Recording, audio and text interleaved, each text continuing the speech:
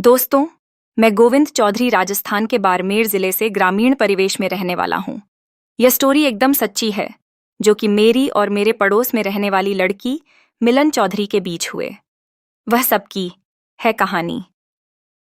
उस समय की है जब मैं 20 साल का था, यानी आज से 3 साल पहले की यह कहानी है।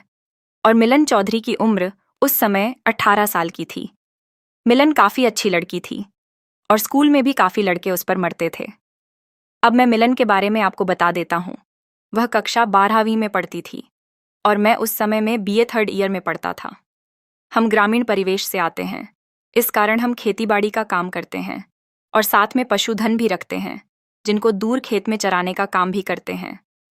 हम गांव के अंदर दूर दूर बसी ढानियों में रहते हैं और हमारे घर भी काफ़ी दूर दूर होते हैं।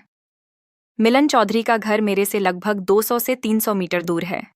हम एक दूसरे के घर आते जाते रहते थे। अब मैं बिना देर करते हुए सीधा कहानी पर आता हूँ।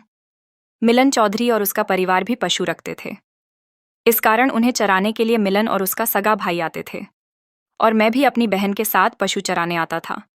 तो हम पशु चुराते साथ में खेल खेलते थे, कबड्डी खेलते, पकड़म पकड़ाई खेलते थे, कभी छुपन छुपी खेलते थे।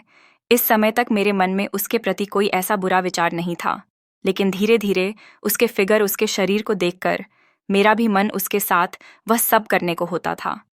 कबड्डी खेलते कभी कभी मैं उसको टच भी कर लेता था, तो मैं उसकी वह दोनों तक मसल देता था, लेकिन वह कभी कुछ नहीं कहती थी।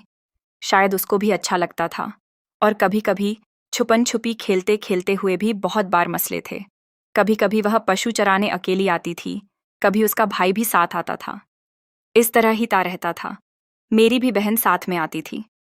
इस कारण उसके घर वाले भी ज्यादा कुछ संकोच नहीं करते थे। वैसे भी मेरे ऊपर उनका विश्वास था। कभी कभी छुपन छुपी खेलते खेलते हम लोग ऐसी जगह छुपते थे जहां पकड़ना काफी मुश्किल काम होता था। कभी कभी मेरी बारी होती थी तो मैं पकड़ने जाता था, तो मैं मिलन के पास बैठ जाता है। मैं उसकी दोनों मसलने लग जाता था।